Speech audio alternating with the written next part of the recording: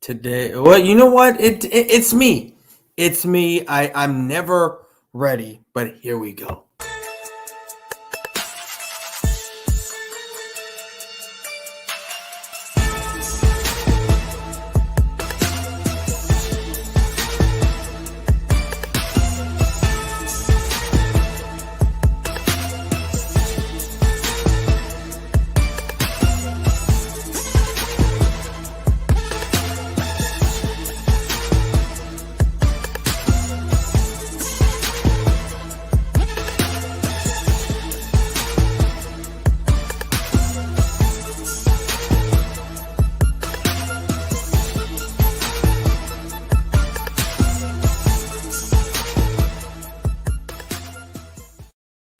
What is going on, everyone? This is Trolling with Boyz4Life. Now, before I get started, I want to give a shout out to a friend of mine in the TTC community where I started my YouTube career, Lady Steele. I don't know what happened, but I know she has passed away. I've been seeing a bunch of things today on YouTube.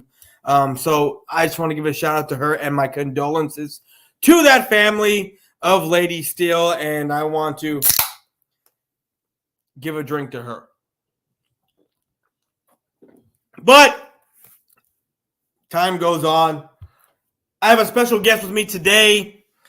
I'm excited for this. I'm honored he wanted to do this. I was happy. We have special guest. Not only does he know football, he is a singer, songwriter, and actor, right? Renowned singer, songwriter, and actor. An artist among himself. We got our man, Philly500. What a great intro. That's how everybody should introduce me when I come on their channel. I love it, man. What's going on? Thanks for having me. Oh, man, I am honored to have you here. I mean, you're onto yourself. You're a singer, songwriter. You come up with those Daniel Jones and Trubisky songs. I mean, I don't know where you come up with the stuff, but you do it. So I had to introduce you like that, man. I think a third grader probably could do it, dude. Let's be honest. But I appreciate you coming on the show today. I was excited that you were going to come on, but no, I appreciate you asking me, and you gave me plenty of notice too, so it was a lot easier to work on my schedule. So I appreciate that. Oh no, yeah, for sure. Like I've been wanting to have it. I've been wanting to have you on here for a minute. I've had Joey Shakes and a few other Eagle fans on here, but I needed to get you on here because you are not only a football enthusiast, a songwriter, activist, and everything that you do. You also are a conspiracy theorist, from what I've also seen. Oh yeah, that's my territory. Yeah, I quite enjoy some of those videos when you go down the rabbit hole of what you're talking about. So I need to know, man. I mean, you're an Eagles fan. I need to know what's going on with your team. I need to know. I mean, we hear these talks about Jalen Hurts, right, being the guy, but we have Howie doing his due diligence on the rookie class as far as quarterbacks go. Well, not only just the rookie class, but I mean, they engage with Seattle about Russell Wilson. They hired private investigators over Deshaun Watson. So clearly, if you look at the Eagles' actions, I mean, it tells you that they're looking for a quarterback possibly. So, I know, and a lot of Eagle fans don't agree with me on this, but when you hear the Eagles say, well, we believe in Jalen Hurts, we believe that he's the guy, we trust him, and then you see everything else that they do with their actions, it just does not line up. I'm sorry. It does not line up. My guess is that they're not sold on him. And he's going to have to go out this year and ball out and prove to them that he deserves to be there. But how do you do that if you don't get the guy help? I mean, the offense is no different than next year at all. So how do they believe in this guy? They're setting him up for failure is what they're doing. Yeah. We're putting it out there that we believe in this guy, right? That he's our guy, but then they're doing moves that don't help him. Right. right? And their exact opposite approach of what it was with Carson. When Carson was a rookie on his rookie contract in its second year, first year after starter, they went out and got him help. And their big thing was, well, we got to take advantage of the rookie contract. Well, this guy's a second round pick. I looked it up yesterday. He's making like $1.6 million next year. So if he's on a rookie contract and you truly believe in him, where's the help? That's all I'm saying. Where's this guy's help? They haven't gotten him anybody. And if you say, well, they're going to draft the rookie, how often can you trust the rookie to make that big of a difference? I mean, Justin Jefferson, Jamar Chase, they're hard to come by. Randy Moss. I mean, it's hard to come by if you don't have those type of names. It's truly hard. Yeah, hard to come by. It really is, and then it makes me laugh because I mean, you know me, I'm one of the Eagle trolls that just love to make fun. Oh yeah, man, love to make fun of your team. I'm not kidding you. I didn't hear about this until maybe about a couple hours ago. I had a buddy of mine that is an Eagles fan. Tell me about this. Colin Kaepernick is apparently working out in Michigan, and I've been hearing utter words of Eagle fans wanting Kaepernick over Hurts. That is ridiculous. No, as far as I'm concerned, Kaepernick hasn't played in 3 years. I think 4 or 5. 3 or 4. It's like to me, it's like I've kind of moved on. Yeah. Like, you know what I mean? Like, what are you going to bring a guy back now after 3-4 years, and you're going to supplant him when you have a young kid, 23 years old, who, look, I openly admit, I don't know what Jalen Hurts is. I don't. I know his flaws. I know what he has to get better at, but I know what he does well, too. And I'm not going to doubt the kid. I think he's got great intangibles. I'm not going to doubt him. I just don't know. I'm in wait-and-see mode.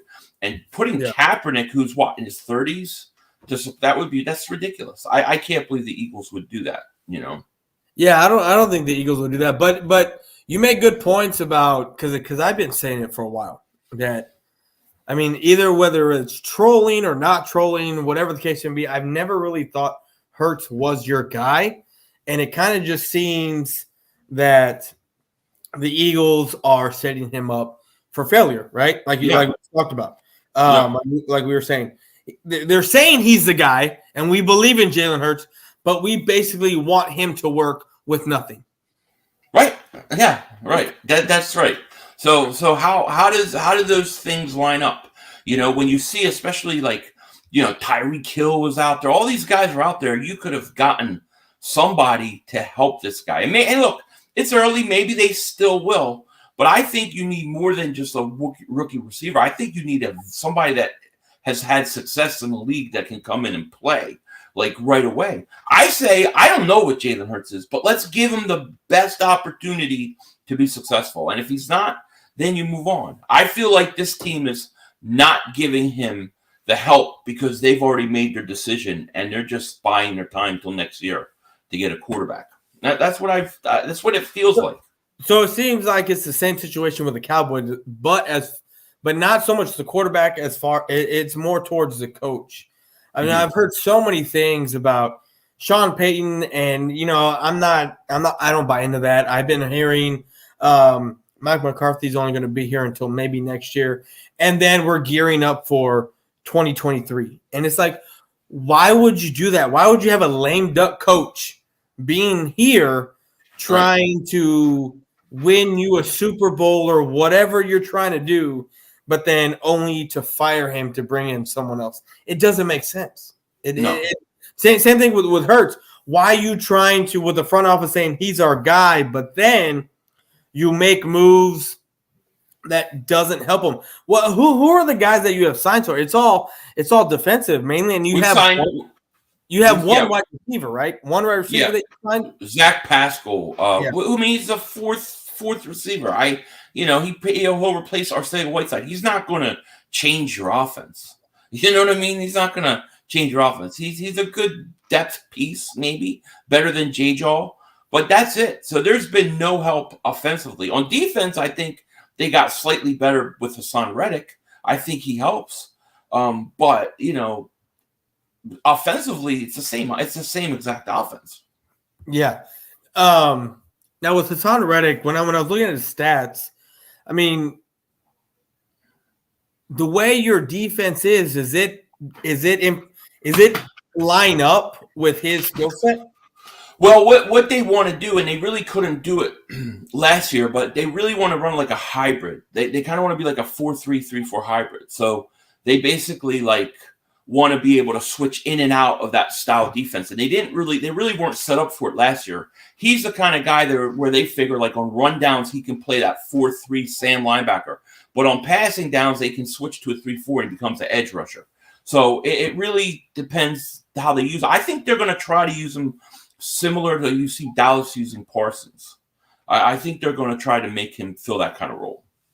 Okay, so with Parsons, like with Cowboys, they got him going everywhere as far as on the line and then linebacker. And then with Reddick, they're going to have him moving back to safety in coverage, and then if they got to, not safety but linebacker. Linebacker. I'm sorry. Yeah. I think that's how they want to use him. And if they don't use him right, then he'll pay. But I mean, the guy has shown to be a decent, edge rusher. The last 2 years on 2 different teams, he's had double-digit sacks. So if they use him right, I think he'll be really effective for us. Now with you having your defensive coordinator and him not really blitzing too much, that was my thing. Is I saw his stats and I saw his double-digit sacks, but as well when he went to the Eagles, y'all don't blitz as much. So does that mean you got to change your scheme? I think they got to change some things up. Definitely. I mean, I think they do it. And the big noise out of Philly, was he didn't really have the players to run the scheme and the things that he wanted to do. That's why we didn't see so many, blitzes and things. And you get his players around him, he can do a lot more. So we'll find out. I'm not a big fan of what I saw from the defensive coordinator. So. I mean, you may not have been a big fan, but I certainly. Oh, I'm sure you guys were. I mean, especially when I saw Derek Barnett being signed to a 2-year deal, I had to go back. I had to watch Joey Shake's live stream. I had to watch your reaction because I knew I knew what was coming, especially when the live or the video you put up when. I forget. It was the year CeeDee Lamb got drafted by the Cowboys. Right. You were upset that year. You were pissed off of the moves the Eagles were making, and I knew that reaction was coming. Especially when I saw when Derek Barnett was being signed. You were highly upset. You were, and I watch your live streams when the Eagles play on TV, and I watch those live streams, and dude, they are hits, man. They make me laugh. I enjoy watching your live streams when I appreciate that. Play. Yeah, no, especially when Derek Barnett makes a penalty, your eyes go thin, and you're upset. Because I already know it's him. You already know it's him before it even happens, The crazy thing about the Barnett signing is that was going to be my April Fool's joke.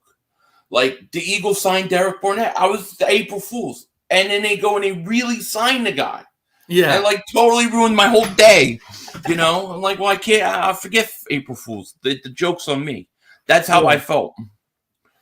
No, I was when I saw that, I couldn't stop laughing because I already knew you and Joey Shakes were gonna have fits about that thing because I already know how both of y'all feel, and it's the same thing for me when I'm looking at it. I'm feeling joy, and I'm like, okay, well, you know what? At least here's another 10 to 15 yards on penalties in 2 games for me as far as the Cowboys go. But y'all were set in the draft. Y'all have 3 picks, right? Y'all got the 15th, 16th, and 19th pick, right? Yeah. Yeah. So with Barnett possibly being out, prior to his signing, the fan base was probably looking edge rusher and interior defensive line. But with him being signed, what do you think that does as far as Howie Roseman's mind goes.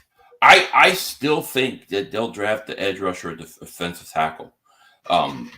If possible, I could see a situation where they go like Jordan Davis or a defensive tackle early, and then in the second round they take David Ojabo, even though he's injured. Like I could see them doing something like that, because I mean Barnett's not a long-term answer. He's just there to because they got a deal, and they don't Howie doesn't like to give up on his draft picks. That to me was an ego signing. Because they could have, Jadeveon Clowney's still out there, and he's way better than Derek Barnett. There's a lot of guys out there that are way better than they're way better guys on your team and guys on my team. So it's just crazy to me. But I still think they're going to go interior. I think they're going to go defensive line still. I think it's more likely defensive tackle. And I know a lot of people think they're going to take a receiver. It's hard for me to imagine that they're going to draft a wide receiver in the first round for a third straight year. That's like unheard of, Yeah. But I don't know. You just don't know. Howie vision, dude, it's impossible to know.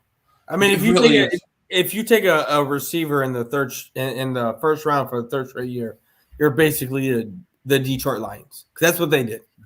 That's what they did until they hit with Megatron. It's hard for me to look at these 3 picks, and it's hard for me to be feeling discouraged as far as revamping your team, because I think your team needs help at linebacker. It does, and your team does not, or Howie, not necessarily your team, but Howie Roseman. I've never seen Howie Roseman take a linebacker in the first 2-3 rounds at all. They've done it a few times in the second and third, but they've not drafted a linebacker in the first round since 1979. Yeah. So to me, the chance of them taking a linebacker is just not going to happen. I don't think so either. What do you? Okay, so because me being the troll that I am, I keep telling certain Eagle fans, y'all are going to draft a quarterback. Y'all are going to do this. Y'all are going to. How would you feel? I can only imagine, but how would you feel if they traded 2 of their first round picks to get Corral? Because I've done mock drafts, and Corral seems to be popping up on your draft board. I'd probably have a major meltdown. I'm not gonna lie. I'm probably gonna have. I'm not really in love with any of these quarterbacks in the first round. The only guy that intrigues me is Malik Willis, because he's just athletically gifted, but he's going to take a few years. I think, and I don't put it past the Eagles to take a quarterback, by the way. I think that it's totally in play. A lot of people don't, but I do. I think within the next 2 years, if you look at the Eagles and how they've acted towards Jalen Hurts, I think in the next 2 years, this draft or the next draft, they will draft a quarterback. I think that's the plan. I do. I really do. Don't be. They're going to trade one of those first round picks, and they're going to trade for a first round pick next year. They might trade 2 first round picks for all we know. It's going to be crazy. It's going to be crazy. Expect the unexpected with Howie Roseman. My unexpected thing is the Eagles getting rid of two of their first round picks. For me to know which ones, I don't know, but that's what I'm expecting to happen. And if that were to happen as a Cowboys fan, looking at your schedule, looking at our schedule, and looking at what we've done in free agency, looking at what you've done in free agency, looking at the NFC East free agency, I can sit here and with confidence and say, okay, you know what? We may not do shit in the playoffs, but I know we're going to take the East. I don't know. Man. I think you guys. I don't think you guys have gotten better this whole season. I think we may have not gotten better, but I think we certainly maybe stayed the same as far as Gregory's gone. A few other Wilson to me was a product of what was on the field. Well, what about Amari Cooper? I'm going to get to that, but as far as our wide receivers. And Dalton Schultz, they were a product of what was on the field. Amari Cooper even though he didn't get the numbers, right? I mean, he wasn't that $20 million quarterback. I think, but that had to do with the way they schemed, Kellen Moore, and then using other players to get the ball to than Amari Cooper. I really think that with Amari Cooper not being here, even though CeeDee Lamb is here, it's not a big enough name to help out the other receivers that are there. I don't think so. At least not yet. So we're gonna see, and I said this in videos, in tweets, that you're gonna see a fall from grace as far as Dak Prescott goes. He's gonna take a step back. He's going to take a step back because he doesn't have Amari Cooper there. Because let's remember, prior to that, you had the name Dez Bryant. Even though Dez wasn't putting up those numbers, you still had the name Dez Bryant. And then you had a downward trend of that offensive line, but it was still up there. Right. And then you had a rookie, Ezekiel Elliott, putting up 18, almost 1,900 yards. Yeah. And 15 touchdowns. Yeah. And then you get rid of Dez Bryant, right? And then that offensive line is on a downward trend. What happens? You go 3-5 until you trade for Cooper. You don't make the playoffs that year, if I'm not mistaken, but yet you go on a run, right? You go on a run, you do good, and then the following year, okay, we got a full year with Coop. Oh, cool. We did great. We did awesome with Coop. And then it just seems to go, and now we got Coop out of here. We got a wide receiver by committee again. Yeah. But even though you have CeeDee Lamb, and that's the name, and we've seen flashes of him do good, but at the same time, he's not that established number one wide receiver. Yeah, he's going to have to become it. Yeah, so I'm thinking that for us as the Cowboys, if you want Dak to succeed, you need to revamp that offensive line, and you need to draft a guard in Kenyon Green, who I want from A&M, to get Ezekiel Elliott going again. So that way that run game is there with Tony Pollard, and then it opens up the passing game for Dak Prescott. You think they'll take a receiver in the first round? There's a lot of receivers. I've seen that, and I've tried to muscle through that as far as Twitter and YouTube goes, because everyone's saying, oh, we're gearing up towards a wide receiver. We're gearing up this. We're gearing up. And I've seen people put out videos about wide receivers this and I'm like, no.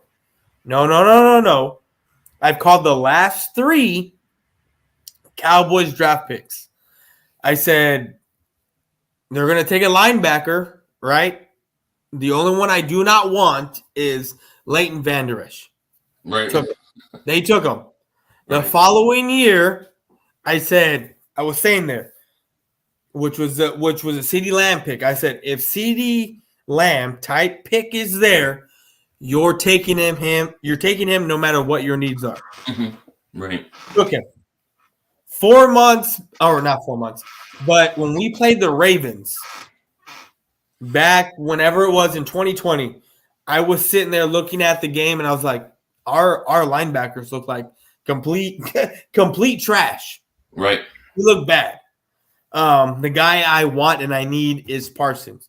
Now, when it got to draft time this past year, it looked like they were going corner. So I was making videos about C.J. Horn, Courtland Sutton, only because it looked like they were going corner. So I was making videos about those guys, right? Right. But I wanted Parsons when they played the Ravens in that 2020 season. I had made a live, everything was saying. So when Parsons came to the Cowboys, I was ecstatic.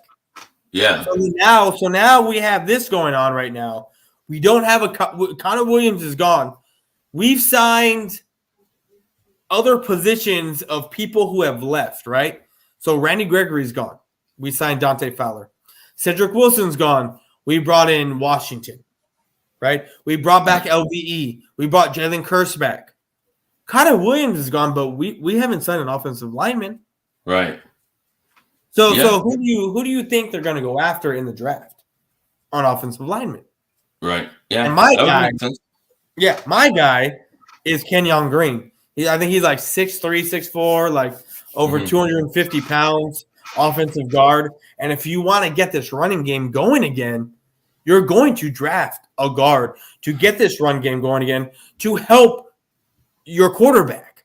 Right. I can totally see that. Yeah, I can totally see it. No doubt about it. Yeah, and people are saying that isn't the sexy pick, that isn't this. You know what? I don't care about that sexy pick. I want a pick that's going to help my team right off the hop. And to me, well, we know what Tony Pollard was behind Zeke, and then we know what Zeke was before he got hurt, a few weeks in, and what he has been throughout his career when he has a good offensive line to start off revamping this offensive line. You're going to go out there and get an offensive lineman. Right. So that's what I'm hoping for. That's what I'm hoping. Totally can happen. Yeah. Yeah. So I can see it. No, go for it. What were you going to say? No, I could see Cowboys going line. It would make complete sense for them to go offensive line. Yeah, that would not surprise me at all. And like I said before, there's good receivers that are going to be in the second, third round too.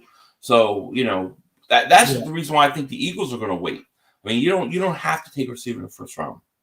No, I mean, if you want to totally and I'm going to be 100 with you and what I feel about the Eagles of what they should do to automatically turn your team around and make your team a straight up contender is if you go linebacker, corner, and somewhere in the offensive line. That's what I think. Not so much a wide receiver because you're saying this wide receiver class is deep, and it is. It's deep. A lot of guys are looking for the Cowboys in the second round of taking a top tier wide receiver. So for the Eagles, if you were to keep all three to help Hurts, I would go offensive line. I would go defense because that helps. I'm not defense. Linebacker. That would help that defense stop points from getting on the board, which would help your team, right? Because that's what I saw a lot of last year. Right. Hurts was playing bad towards the end of the season. It was your defense that was keeping you in the game until the second half, and Hurts, did what Hurts does, and you end up winning. So I think, either interior or just anywhere on the offensive line, cornerback to match up with what's his name? Well, what's Hurts? No, not Hurts. Your cornerback. Slay? Yeah, there you go. Slay to take a corner from Slay and then to draft a linebacker. Yeah, I mean, if you look at their history, though, they always tend to go offensive lineman, defensive lineman early. So I just with Fletcher Cox on the last year of his deal, he's most likely gone. Then Javon Hargrave, he needs a contract extension or something because he could be gone. I literally could see a situation where they took two defensive tackles at 15 and 16. Like, I could see them doing something like that, and then an offensive lineman at 19. It would not surprise me. It's not going to surprise me if they take two of those first-round picks and move way up and go for a guy like flashy pick, like a Thibodeau or somebody like that, or Sauce Gardner. I mean, there's so many ways with 3 first-round picks in the top 20. There's so many different ways you can go. But I think if we look realistically, they've got to have insurance for Jalen Hurts, right? Because if let's say they take 3 picks, and then Jalen Hurts isn't the guy, what are they going to do? How are you going to get a quarterback now? You got to be so they got to have some sort of insurance with an extra pick for next year, I think. So I think they'll trade one of them. I think they'll trade up with one of them, and then the other one, I don't know what they're going to do with. That's what I think is going to happen. So you think you'll have too many picks in that first round to where you're just going to you're just going to draft 3 different spots to help you. You honestly think you are going to trade one? Yeah, because the whole reason they got 3 first round picks was the idea that we're going to need a quarterback that we have the ammo. Teams trade 3 first-round picks, 4 first-round picks, or whatever for a quarterback. You don't want to do that in consecutive years. When you got no first-round picks for 3-4 years, that's really hurts your team. But if you can have multiple picks, let's say they have an extra pick in 2023, and then they trade 3 first-round picks, you're only giving up, you're only not picking a first round for 2 years. So it's not as bad. So I don't see any way in which this team takes 3 first-round picks in this draft. I just can't see it happening. I can't. Yeah. I mean, and listen, if you play it smart, right, and you trade a first for a first next year, and maybe you get an extra second, so you get second this year, first next year. Let's say you do that twice. You could, if you're hitting on the right picks, you could stack this team and then have your 3 first-round picks or 2 first-round picks next year. And if Hurts is the guy, then you pick the players. If not, then you get your quarterback. Yeah, no, that makes a lot of sense. So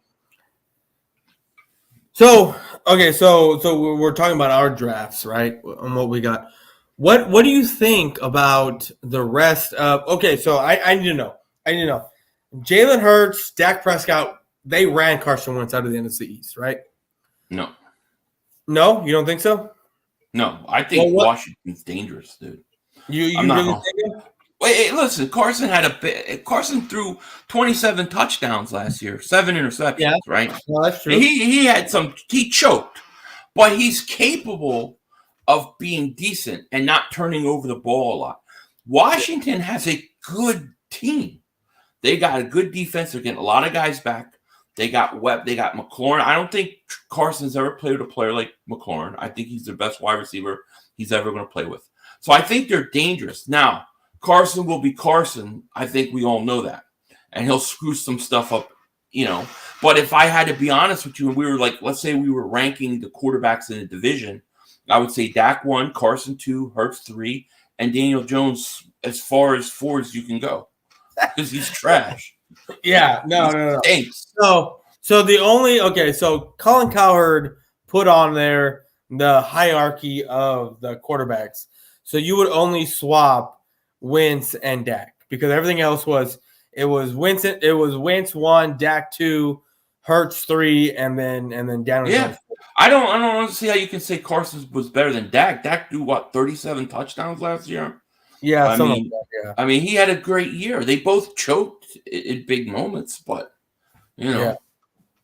And I don't think it was so much as far as Dak choking. I mean, he had a bad game against who do we play? The Niners, but it was just a bad game. But that call with 14 seconds, he runs the clock out.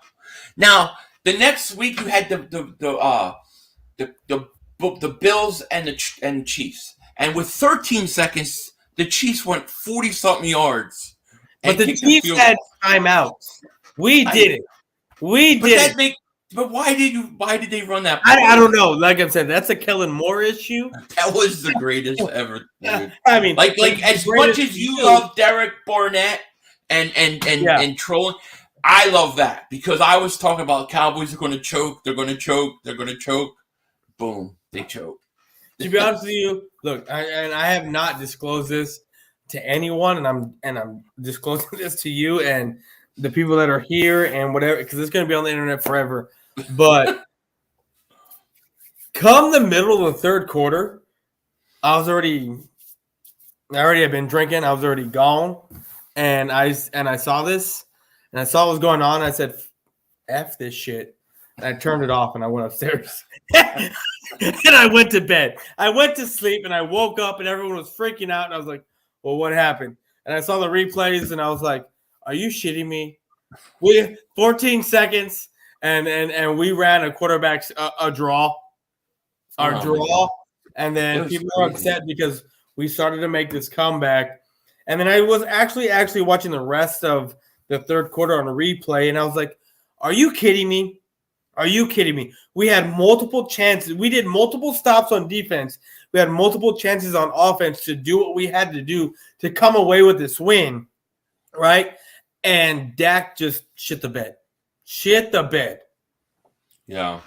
And for me, it was like I mean, I had been done with Dak a long, long time ago, but it was just the satisfaction of knowing that I was right. I didn't want to be right about Dak, but just knowing that I was because of what other Cowboy fans were telling me, I was happy. I didn't give two shits at that time. Right. When that happened. So Yeah. watching that playoff game, I mean, it hurt because I really thought it was different this past year because I started drinking the Kool-Aid, especially that second game against Washington. And then we played the Cardinals, and I was like, no. Yeah. I'm drinking the Kool-Aid too much. And then we played y'all, and even though I knew it was backups and whatnot and all the everything, right? I still thought, okay, this is a game to get tuned up, to get to the Niners game. It's cool. Like, I know it's against backups, but this is to get your flow going. And then at the end of the day, the team just shit the bed again. Yeah, that Philly game gave you guys a lot of false hope. No, that's it. Yeah. No, I mean, it gave other guys false. For me, it was like, okay, I know what it is. I'm cool. It just gets your gears running. Now we're going to be at full strength going against the Niners. Now I'm ready. Let's see what we got. Right. Yeah. How was your take against that Buccaneers game? Like, it was horrible. I mean, I thought defensively in the second half they played well enough to win. But, I mean, I thought that what the Buccaneers did and Todd Bowles did was they really forced Jalen Hurts to have to make throws. So I thought that kind of the blueprint on how to play him was put out there in that Buccaneers game. Now you're going to see every team copy what the Buccaneers did. And the coaching wasn't good either because, I mean, you can't have Devontae Smith not get a pass until the third quarter. Like that's ridiculous to me, When you put that out there, right? I don't remember when I saw that video, but I saw you talking about it, and you weren't the only one that I saw talking about it. When I heard that, I of course when it comes to the Eagles, I'm not looking at stats or anything. But when I heard that of what y'all were saying, I was just thinking that is ridiculous. Yeah. Your number one guy is not getting a touch or target or whatever until the third quarter or fourth quarter, whatever it was. Yeah. There's no way you have your mindset on winning if you're a coach and you're not scheming to get your number one guy the ball. Yep. I know. It was bad. So it was bad all the way around. I mean, it definitely showed where Hurts has got to get better. So now we're going to find out if he does. We're going to see. I mean, he's got this whole off season to figure it out, and we're going to find out. But that was a hard game. That was we were out of that game by the second quarter. It was over. Yeah, no, I mean, for me watching that game, of course, it's playoff football, so it's on TV. So I'm over here barbecuing, drinking, having a great time watching watching you have a meltdown. Joey Shakes have a meltdown. My boy Mitch, who has this channel, have a meltdown. Everyone freaking out, and I'm having a good time. And then come the Cowboys game, I'm already drunk by the third quarter, and I'm like, you know what? I'm done. I'm done. I'm out of here. I wasn't even going. I didn't even go into that game thinking they were going to win. All I wanted was a game where they have the fourth quarter and the game's still up for grabs. Yeah. So I would have been happy with that. But they didn't they came out and they just got destroyed. And it made everybody's argument against the Eagles all year last year was they can't beat anybody that's good. And, that's what it looked like at the end of the day. Let's be honest. Yeah. Well, it's going to be fun this year because guess what? We have basically the same scenario. I mean, we're playing the AFC North, right? AFC North is the NFC North. We play us 6 games out of the year, so that's 4, 4, 8, 10. I mean 6. Right. I mean, and then we got our 2 teams that we got to play each year. that separate us from a first place schedule, second place schedule. But we have basically an easy schedule throughout the whole year. Right. Now, I think the Eagles, I think they said that it's the easiest schedule, which I don't put a lot of stock in this early. But it's supposed to be fairly easy. And listen, the whole conference is really wide open because, I mean, you have Tampa and you have Green Bay. But besides that and the Rams, I mean, it's going to be open, and especially our division. I think our division could go any which way, except there's no scenario where the Giants win the division. No. Anybody else could win the division but the Giants. I don't think so. Yeah, no, I'm right with you about the Giants. I really don't think so. And it's kind of hard for me to even think about the Commanders. I mean, if that's what they call them. I'm going to call them the Redskins. But the Redskins winning the division, I really don't think so. Even though you got Carson Wentz in there, you got Scary Terry, and then you got one of the Gibson as a running back. But still, like that defense, to me, I don't know about you, but that first year of that defense being put together, not last year but the year before, it did look scary. Now then, you would see Chase Young and other guys kind of fall from grace the year before. And then he got hurt. He got hurt. A couple guys were hurt on that line. Yeah, to me though, it didn't look the same. And I know they got hurt, but I even think before that, it still didn't look the same. Yeah, I mean, they got a good coach. Ron Rivera is a good coach. So to me, I think that he'll get that team together. I think Washington they could be scary. I mean, a lot of it depends on Carson. A lot of Eagle fans think Carson, is going to, suck and he's going to be horrible. But I mean, when you really look at his statistics, he had stretches where he played good football. Then he had stretches where he had played really bad football. So it just, you don't know what you're getting from him week to week. And then for the Eagles, I think, it's all about Jalen Hurts. How much can Jalen Hurts improve? How much does Devontae Smith improve in the second year? How much does all happen? And the problem I have with the Eagles is I don't see any help for Jalen Hurts. That is my issue right now. So, I mean, Dallas probably on paper should win the division, but I think it's going to be a lot closer than it was last year. Yeah, no, my biggest thing that I hate the most as far as being a Cowboy fan is on paper they look great. Because I don't know how many times I've heard that and we've gone out and we look like shit. We look bad. So that's the one thing that I hate. I mean, I hate being quote unquote paper champs because that never seems to work out for us. For us to be where we need to be and us to get going, we do need to. I mean, you've seen in the free agency and you've seen the comments and big names, whatever, big time guys. They're not being signed right now, especially with the Cowboys moving things around and getting that money.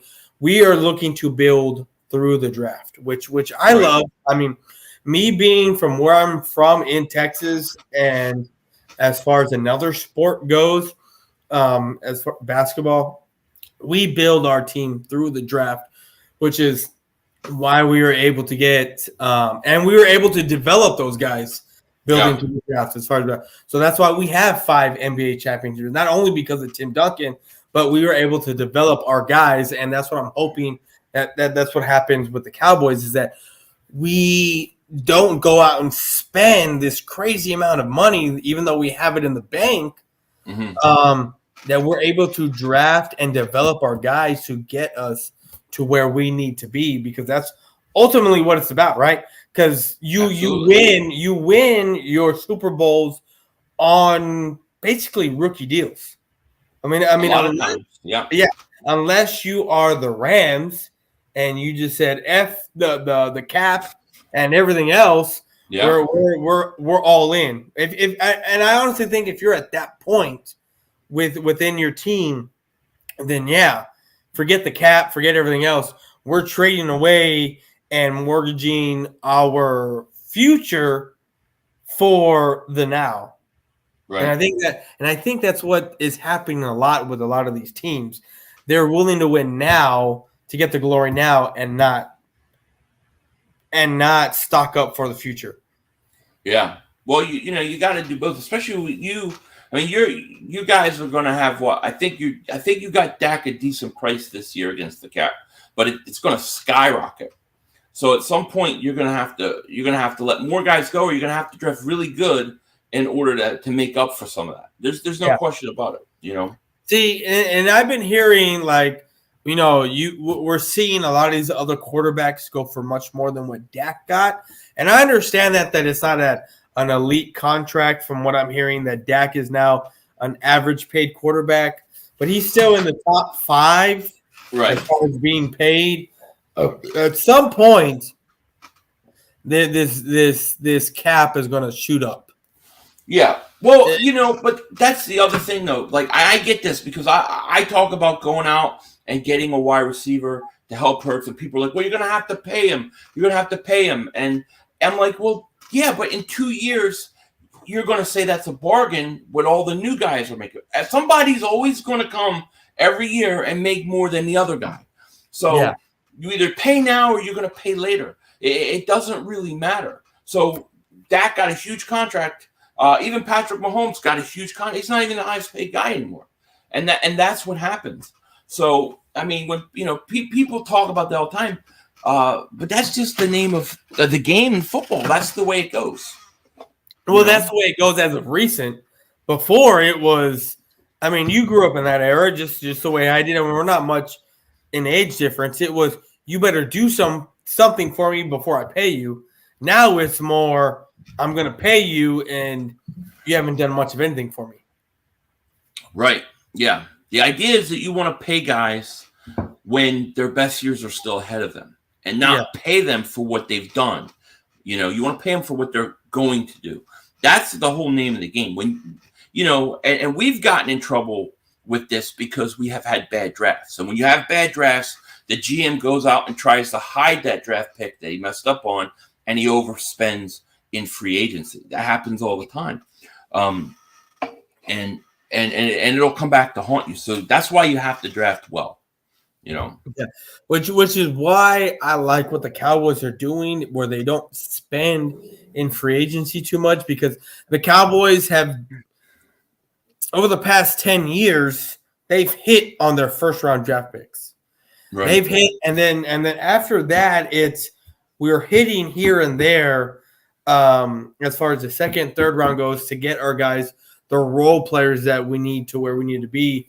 But it's just funny to me that everything goes back to the front office and the coaching staff, because when I was doing one of my other shows, the draft that we've been having, you would think, as far as the Cowboys go, the drafts that they have, you would think that they would be a contender. But when you're looking at the coaching staff this past year, it was a 98% turnover rate. Right. And we've had good drafts, right? With Will McClay drafting what we got, but yet we're still being the same Cowboys, to where we win the division, we make a fight for it, but then come the playoffs, it's just all for nothing. Yeah. And that's what I see with both our teams. It's we're trying to just stay afloat within our division and not necessarily compete with everyone else. Yeah. Well, yeah. I mean, I don't even know what we're doing. Like, it's been such a weird off season, because I don't feel like Eagles have made that move to be a true contender. I think they're floating around going, hey, you know what? If somebody wants to come to Philly for a good deal, we'll take them. I mean, Hassan Reddick could have gotten, and he openly said he could have gotten more on the open market. He wanted to come back to Philly because he's local kid. So if he wanted the most money, he wouldn't be in Philly. I feel like they're not really putting it all out there. And I feel like that the only reason that could be is because they don't think they have their quarterback yet to build around. Otherwise, it doesn't make any sense to me at all. It doesn't make sense to me at all. And people get frustrated. And I'm like, I'm not saying I hate Hurts. I'm not saying this was how I would do it. But if you just look at what they're doing, that's what it looks like. Because they tried to get Russell Wilson. They tried to get Deshaun Watson. They're taking Pickett out to dinner. They're looking at these other quarterbacks. they're not getting him weapons. It's like they almost want him to fail so they can move on from him. That's what it looks like to me.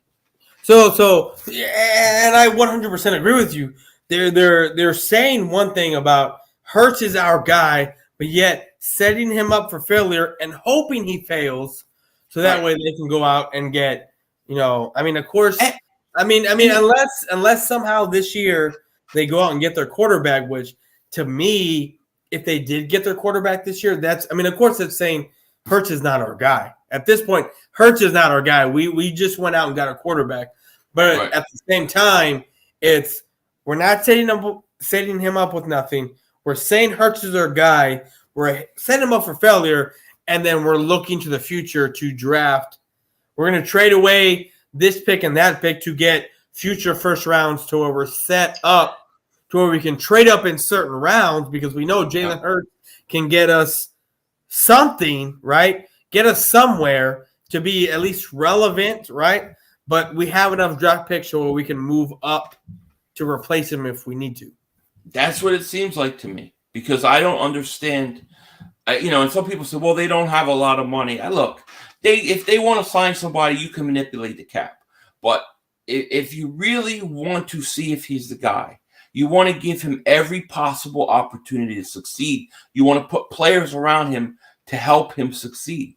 And they haven't done it yet. Now, maybe they will. Maybe on draft night, they'll make some trade and we'll all go, okay, makes sense. I don't know. But right now, they've done nothing. Yeah, Devontae Parker got traded today, and I didn't want Devontae Parker. But there was another guy that would have slightly helped you. He's hurt all the time, so I would have stayed away from him. They didn't even try. I mean, Tyreek Hill's 28 years old, so he's going to be good for another 4 years. He's the most scariest offensive player, perhaps, in the league. I mean, is there not a better person to possibly help Jalen Hurts than a guy like that? They didn't even make the phone call. So let me ask you: you would have been A-OK, 100% good if you got Tyreek Hill and you traded all your first round picks. No, because I don't think it would have cost you all your first round picks. They got 5 picks. One was a first, one was a second. But that first round pick was like the 29th pick in the draft. So it was a late first round pick. Yeah. I think it would have cost us. I think it would have cost us less. But I mean, to me, it's not even about getting him. It's about they didn't even try. Right. So they didn't say, damn, this is the scariest offensive player. This guy changes how defenses play. Is there anybody else that's going to help Hurts more? Let's at least make a phone call. We know Andy Reid. We know him well. Let's call. They didn't even do it.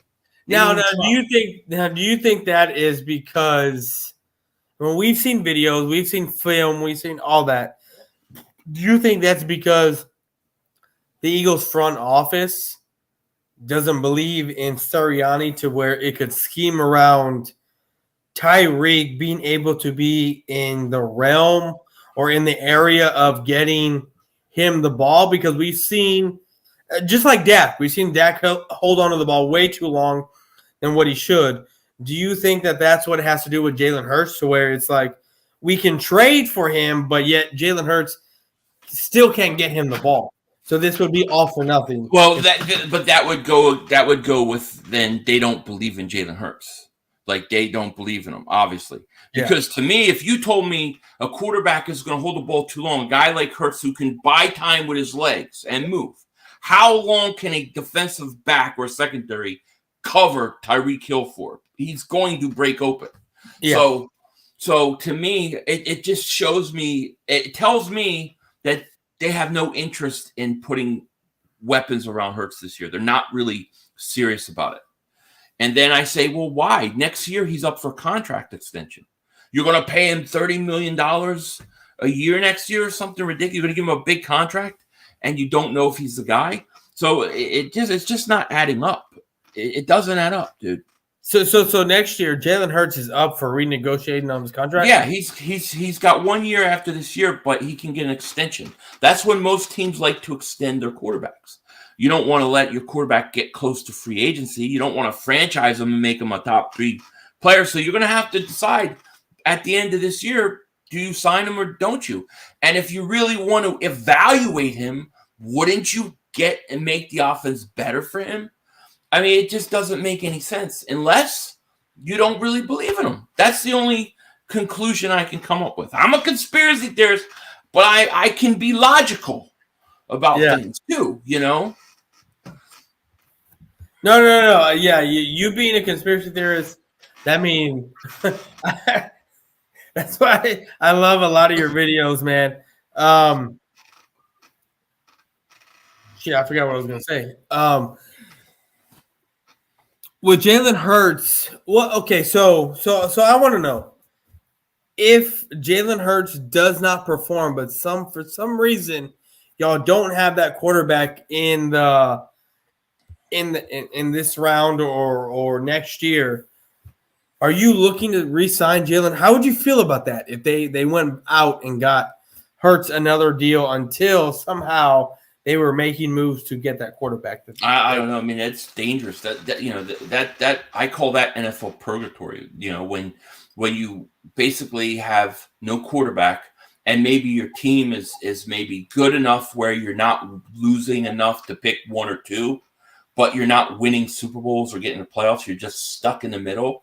That's a tough spot to be in. And really, I think you just have to make a big move to try to get the quarterback when you can.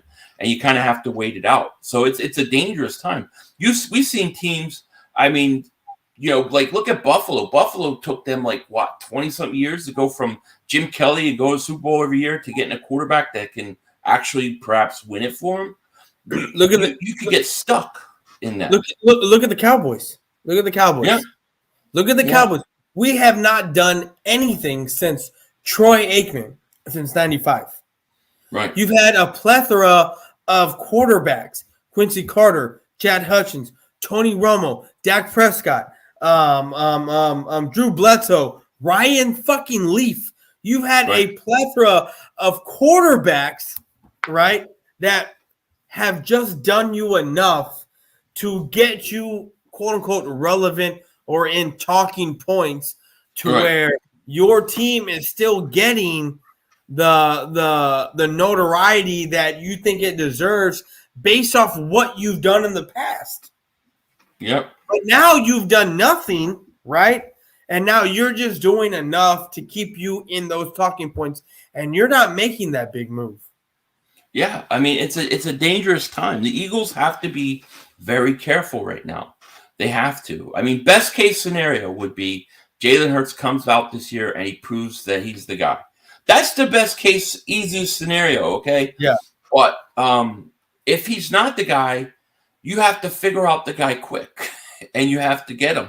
And because if you don't, you know, like to me, like signing Jimmy Garoppolo or Derek Carr, all these names that get floated out there, like to me, those guys aren't good enough to take you to the next level. I think you're stuck in that purgatory. So the Eagles have to be really careful.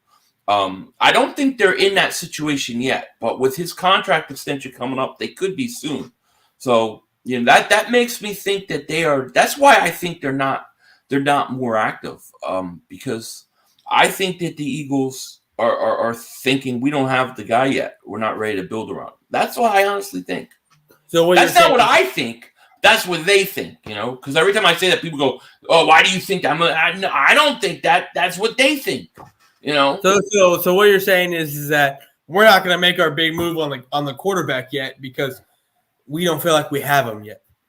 Yeah, we're not going to invest in this wide receiver, that wide receiver, or this running back or whoever because we don't know who our quarterback's going to be. Who, you know, not every quarterback fits every receiver, you know. So. You know, maybe that's the only thing that makes sense to me about what they're doing. I know people think it's simply, well, they just don't have the money. I do not believe that for a second. If they want somebody, they'll go get them. They've been bargain shopping, looking for deals. That's what they've been doing. Now, they almost landed Calvin Ridley for a third-round pick, but that was a really good deal. And you don't know mentally where he's even going to be at. So, you know, it's a little bit risky too. You know, you want to prove to me that you believe in Jalen Hurts. trade for DK Metcalf. Go get DK Metcalf right now. I'll give you a first and a fourth right now, Seattle, today for him. Then I'll say, all right, I believe that they believe in Hurts now. Let's go. So what first would you give for a DK? I'd give any of them. Any of them? I'd give any of them.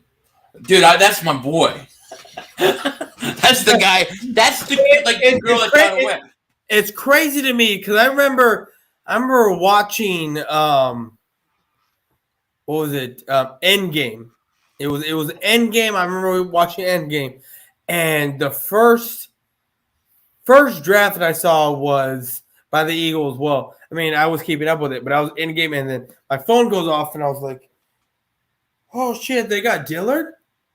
Oh fuck! They didn't even sign. They didn't even get DK. Like they were all high on wide receivers, but they didn't get DK. And then the second round came, and the Seahawks took, and then y'all took Whiteside, and I was like, no. Get this. It's even worse than that. They take Dillard in the first. They take Miles Sanders in the second. Then they have another second round pick. They had 2 second round picks. 2 seconds. And on the second round pick, second round pick, DK Metcalf is still on the board. And they pick Arcega-Whiteside over him. Yeah, no, I remember. And I'm going, you got to take DK Metcalf or and I'm naming other receivers, and they take Whiteside. And I was so you're pissed saying off. is they had 3 chances to take this dude. Right. And they said, nope, You're right. If there's ever a chance to take a shot on DK Metcalf, it's with your second round pick for a top 10 talent. So I can't even watch him without feeling sick in my stomach, dude. I get sick in my stomach when Seattle plays. So before we get out of here, because we're already past the 1 hour mark, but before we get out of here, I want to know straight up between you and I. Now, because I watched that video, Justin Jefferson was taken, or y'all took whoever. You were saying Jefferson was ass. Right. I didn't know what you meant by that. Because we all know he wasn't. I had seen videos of you talking about maybe taking him, and then he was still there. I want to know. People don't understand. I did not mind Justin Jefferson. I thought he was going to be decent. There was a lot of rumors that he could only play in a slot, but it was all the Eagles are high on him. I was upset. I was just reacting out of anger because they didn't trade up for CeeDee Lamb, and I knew Dallas was going to take him. And there were reports coming out that Atlanta was shopping for a second round pick, and I'm going, jump Dallas and get CeeDee Lamb. And so I was just reacting because I thought, that was the first guy I thought that they would take after. It wasn't that I hated him that much. I didn't. I had him ranked on my board higher than Rager. So I had Ayuk after CeeDee Lamb because I like Brandon Ayuk a lot. And then I had Chase Claypool because I really liked him. And then I think I had Jefferson and then Rager. Rager was below. I just thought that, I was just pissed they didn't take CeeDee Lamb. But, just the way it came out, it is what it is. I'm not kidding you. We took Lamb, and then you're like, oh, Jeffrey, he's ass. He's in. I watch that, and I crack up. Now, I did read a lot of things afterwards of how y'all tried to trade up for Lamb, but a lot of people were not biting the trade. I heard Atlanta wanted a second, but we weren't willing to give it. But then you look at, this is the Jalen Hurts pick to me. No matter what Jalen Hurts turns out, he could become the greatest quarterback ever. The Eagles didn't draft Jalen Hurts to be the starter. They drafted him to be a backup. You don't draft a backup quarterback in the second round. So to me, when you draft, you refuse to trade away a second, and then you draft a backup quarterback, it made no sense. I would have rather have traded up for CeeDee Lamb because the whole Jalen Hurts thing was the end of Carson Wentz. And I said that when they drafted, it was the end. He just got over the whole Nick Foles thing, right? He's gone. Now you're drafting a guy second round who's going to be right behind him. It made no sense, man. Yeah. No, so okay. Before we get out of here, one more thing. From what I found out doing my little show that I do on Thursdays with my guy Boys Corner, he gave me a fun fact. You know how we had DeMarco Murray and then y'all took him from us? So because of y'all taking Murray from us, that pick that we had, that when Murray left to the Eagles, that got us Dak Prescott. That's crazy. Yeah. Yeah, I had no idea. He told me about it, and I was like, that is crazy. That is crazy that DeMarco Murray had that much of an impact on what we're doing now. I wasn't making videos then, so that was I wasn't either. I wasn't either, and I was not happy because I was a huge Shady McCoy guy, and I was like, I don't even understand how the Murray's going to even fit into this system. It doesn't even work. Yeah, well, it was weird because Murray's a north and south guy, and Chip Kelly had him running east to west. Right. Yeah. And he wasn't a I'm gonna juke you out of your pants the way McCoy was. He was I'm gonna run you over and I'm gonna keep going because I'm big like that and I can do that. McCoy was a little bit undersized from Murray, but I can juke you at the same time and still get 15, 20 yards and a first down and what I needed to get, right? And so it was weird that y'all had signed him or that the Murray went there knowing what your coaching staff was. Yeah, well, that was a Chip Dip Kelly pick. That was all him. You know, he gets all the blame for that one. Yeah, Chip Kelly seemed to ruin that whole franchise for good 5 years. The only thing that he did that I really liked was he put Howie Roseman in the boiler room. You know what I mean? Like how he lost his power. That was great. I would like to see that happen again. To be quite honest, because I don't trust how he drafted any of these picks. You know what I mean? Yeah. Frank Joseph. What's up, Frank Joseph? That man, Mark Holmes, number one fan. Mark Holmes, number one fan. Man, this dude cracks me up. I mean, I'm not trying to get on Mark Holmes, but I mean, I know he's your boy. No, you say what you have to say. I'm not gonna. I mean, I just find it funny. I want to know your take on it. Smaller content like myself and other guys come up with stuff and then we see it a week or two later on his channel. And it's like, all right, come on, man. Come on. We know. So I'm not trying to put you in I got you moment. I saw your video on it. I didn't see when I don't think I saw his video, but I saw you talking about it. If that's true, he should at least give you credit for taking something if he uses an example and says it, then that's fine. Say Boyz4Life, like Boyz4Life said, whatever. But I didn't see the whole thing, so I can't say. But I see Mark is a little bit nervous right now. I think he's a little wound up about your Cowboys, man. I think he is. He's a little. It's funny, but I'm gonna tell you right now, I'm not the first one he's done that to. Right. I've seen it in other videos where smaller YouTubers that I know say certain things, and then it's like, well, what the fuck? This dude just says this shit a week ago, and now 2 weeks later he says this stuff. So that's why I was putting out my video because I was like, when I saw it happen, he straight up put it in his title, and I was like. Oh, hell no. Hell no. If he hadn't put that in his title, I never would have came across that video or even looked at that video and would have known. But since he put in his title, I was like, let me see what he has to say. And he legitimately said what I said and then, just cross-referenced everything what I was saying. I was like, oh, no. You took exactly what I said. Just said it a little bit different and then – yeah, no. You like I said, I didn't see the video he did. So, but I heard you talk about it. I've heard other people talk about it. And hey, listen, he streams me every week. Yeah. He's No, I know. you know, I know. so, I watch. I tell Aside him all the time from I not copyright watching, his ass. yeah, not aside from not watching his videos for a year, the streams on you, like I will.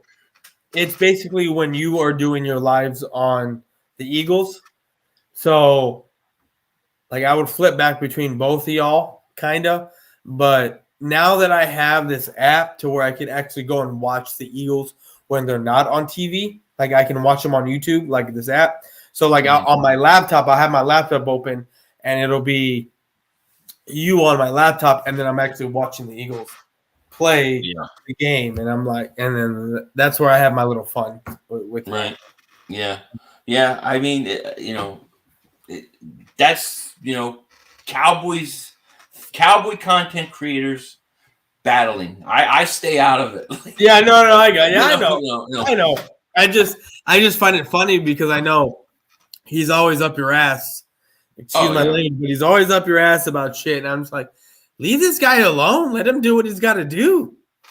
It's all right. I mean, we go back and forth, and we're going to continue to go back and forth. That's probably not going to change. I just want to know before we get out of here, when are you going to get an Eagles belt? I need to know.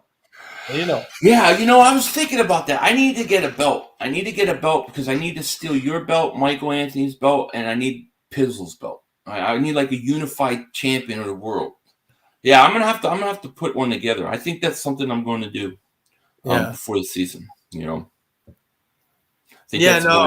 was over here because I was saying the same thing about how I want you to get a belt because that way, because I got mine, and to be honest with you, I was trying to help Mark.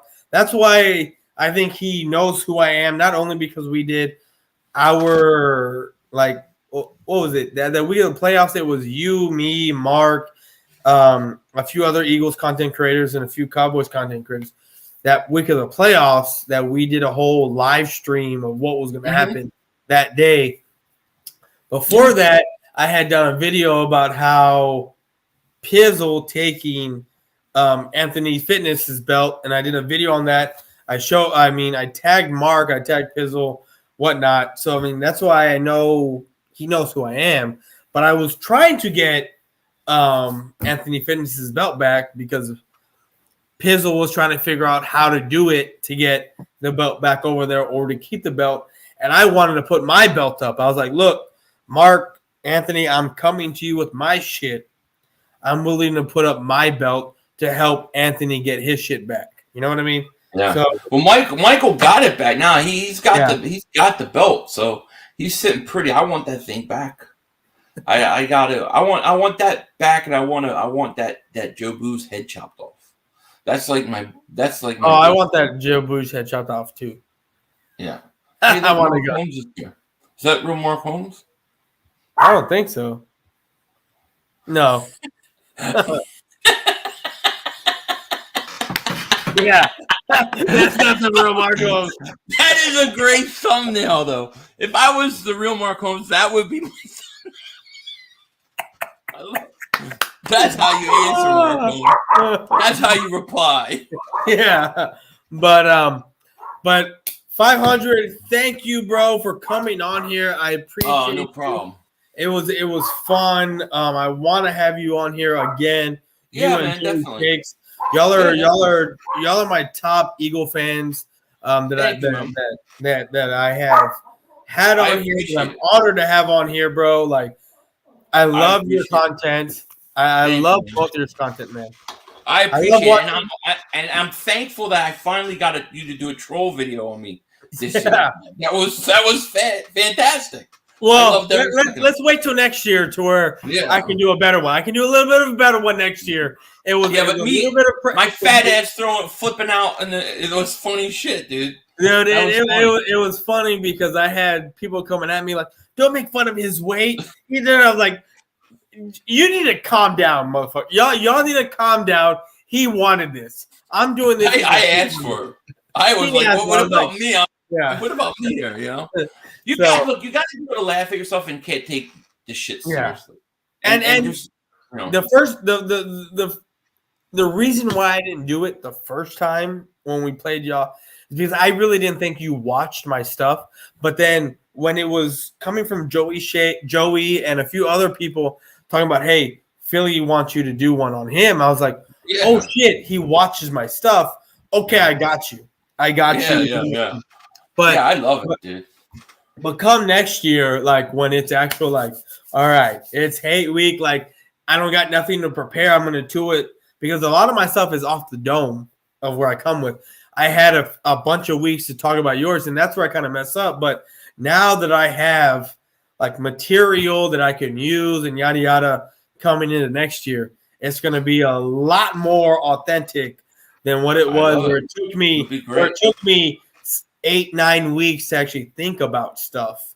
It's gonna be more off the dome and authentic to where I'm like, okay, this is how I really feel about this guy, and this is what I'm gonna say. Awesome, I love it. I love it. You got to be able to take it on here, you know. Yeah, exactly. For me, it's like people want to talk shit about me. It's like, okay, I'm gonna laugh at it and I'm gonna have a good time. Yeah, I don't know. I mean, I'm old school. I grew up that, sticks and stones will break your bones, but names won't hurt you. Exactly. You know, if people are triggering me and I can't deal with it, then I wouldn't even be on YouTube. You know, exactly. The thing is once you take it, like especially when I first started growing my channel, like people would come at me hard, like hardcore. But once they kind of see that you take it, I think they kind of respect you a little bit. Yeah. And then they actually kind of like you.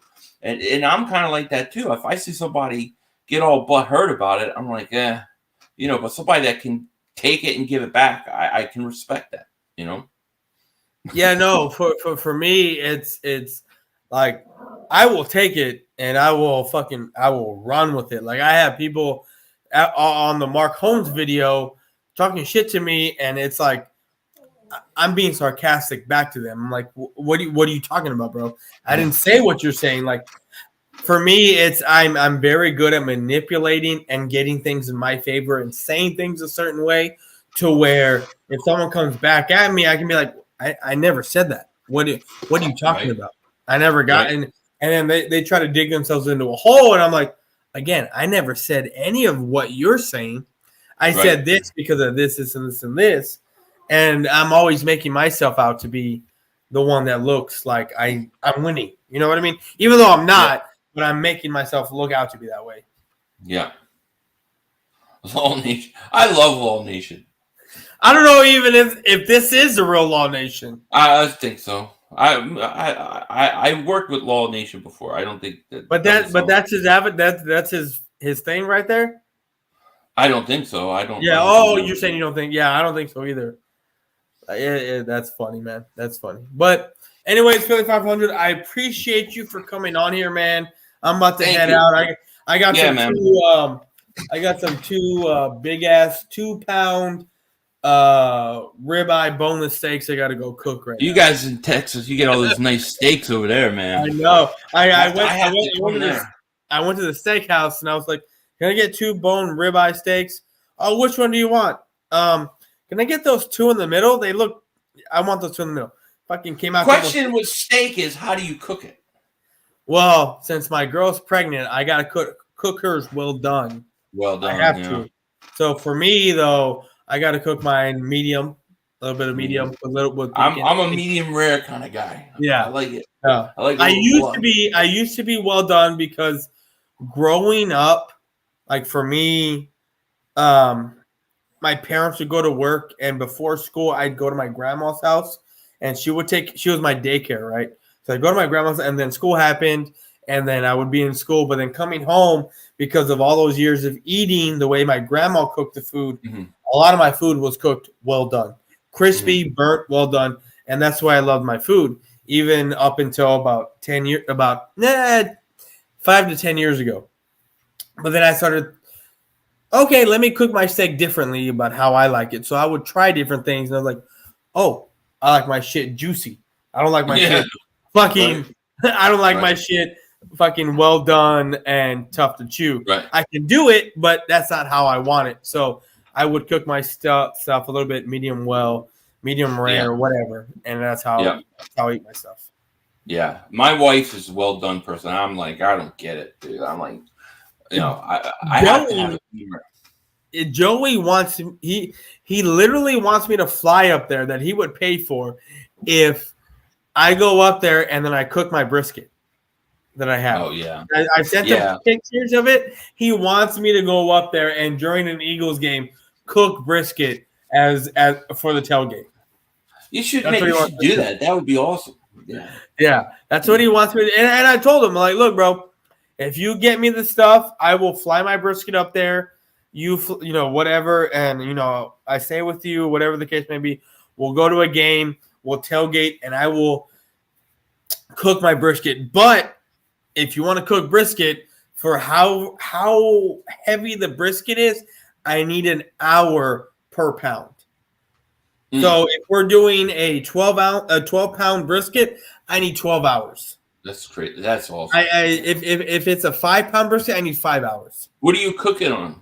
Like I cook it on my barbecue grill. So I have mine, but I set it off to the side and I semi-smoke it because my grill's not that big. Like it's not. So like I'll put all the coals, all the wood on one side, and then I'll put the brisket on the other, and I'll let it smoke for let's say it's a 7-pound. I'll smoke it for 7 hours until I get it to where I need it to be, the temperature I need it to be. And then I will wrap the brisket, take out the brisket. Well, hold on. I'll wrap it for an hour before it's done. Wrap that. I'll throw it back on the grill. Let it go for an hour. Make sure that the top, the middle, and the end, however I do it, is at the temperature I want it to be. Then I will take it off, throw it in an ice chest, close it up while it is still wrapped in tinfoil, and let it sit there for an hour. And then once that's done, then I'll take it out, and then I'll cut it up and slice it and then serve it to whoever. So even though it's a 7-pound brisket that'll take me 7 hours to do, I will still let it sit for a whole hour. So we're looking at 8 to 9 hours before I serve the thing. Yeah, that's awesome. Yeah. And that's it's juicy, bro. It's juicy. Yeah, I bet it is. Yeah, Joey should fly you out there for that. Yeah, I told him, give me the barbecue pit, give me what I need. You want to fly me out there? I'll get everything else out there. There you go. Yeah. So that's awesome. But anyway, all right, man, Philly, I appreciate you. Thank you, man. Yeah, I appreciate you coming on here. I had a great time, had a good conversation with you for the past hour and a half that we've been on here. I appreciate it, man. Yeah, I appreciate you having me on. Yes, sir. Hopefully we can do this again. Hopefully we can get you, Joey Shakes, on here because it would be fun to talk more Cowboys and Eagles, man. All righty, man. Yeah, man. Thank you. All right. Yes, sir. All right, guys. I'm out of here. I have my boy Philly500 on here. Let me get the outro. We're out.